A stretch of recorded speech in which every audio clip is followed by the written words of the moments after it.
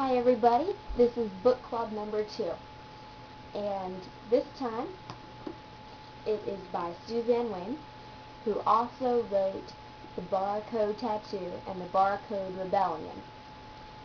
This is her newest book, and it's called Reincarnation. I adore this one. The only way I can describe it is to read it to you, the inside panel. It says, "What if love is stronger than time? What if love is stronger than death?" It starts in prehistory. A young man and a young woman fight over a precious jewel. Their time together is short, but the reverberations are lasting. The attraction they feel transcends their deaths. The affinity they feel is eternal. Their love is so strong that they reincarnate over and over and over, and always find their way back to each other. Through ancient Egypt, ancient Greece, the Civil War, the Salem witch trials, the Civil Rights Movement, and finally they get to modern day. There are 4 main characters. The first 2 are the man and the woman, and they start out as May, and then she becomes Tedashiri, Hyacinth, Elizabeth May, Delilah Jones, Louisa Raymond, Samantha, and once, during the Civil War, she becomes a man named John. And the boy he starts off as Kai. He becomes Taharak, Artem, Brian, Jake, Bert Brody, Mike Jones, and once during the Civil War, he is the woman. His name is Lou. You can always recognize the 2 of them because May is a singer, and she likes to do pottery, and she's always closely connected to whatever god she believes in when she's reincarnated. And she also has this bad ankle that happens in ancient Egypt, and you can recognize her, whoever she is, because she always mentioned the ankle.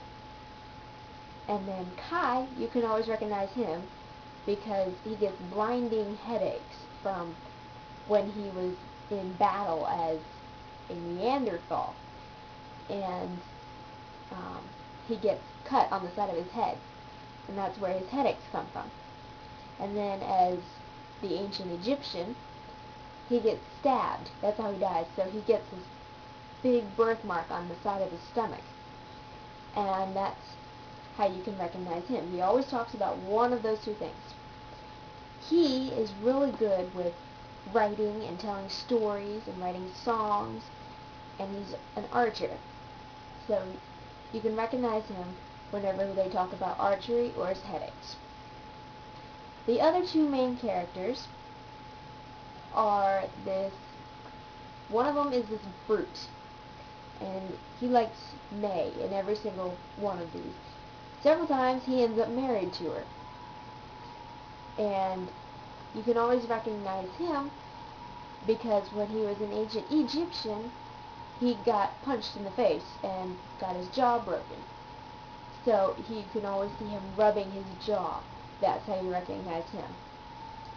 And the other one is a girl, and she originally starts out as the name Sha, and you know who she is because they always mention her red curls or her hazel eyes, and she is always after the guy who rubs his jaw all the time. They follow the story all the way up to modern day, and when they finally get there, they feel like they've known each other forever, the 2 main characters.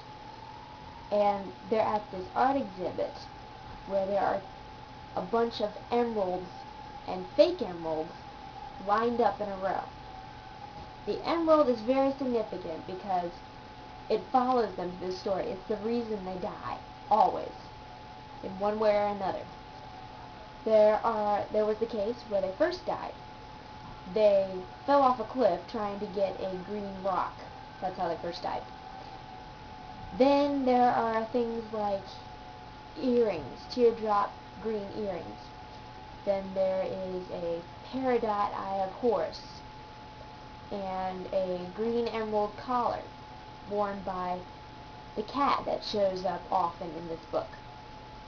And finally, it dawns on them this is how they're connected. And they see in the exhibit all these different rocks and emeralds, including the earrings and the collar and the original rock, that have washed up on shore or been found in some other way. And beside them are all the photos of skeletons or actual people who they have been. So it's really interesting. You just gotta laugh at it somehow. But it's also interesting in that it gets you to think. Because you start to wonder, could this actually be real? Could you actually be reincarnated and your soulmate is your former love in a past life? Makes you wonder.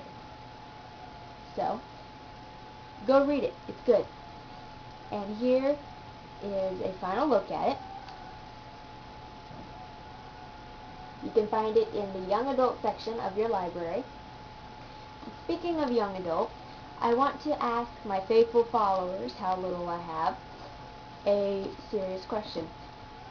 I want to know if you think I should keep going with young adult books, or should I branch off into other stuff?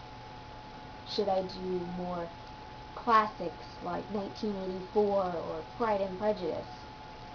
Or should I stick with what I'm doing?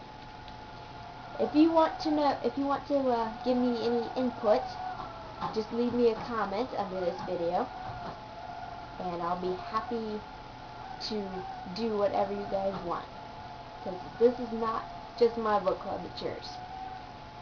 So, happy reading!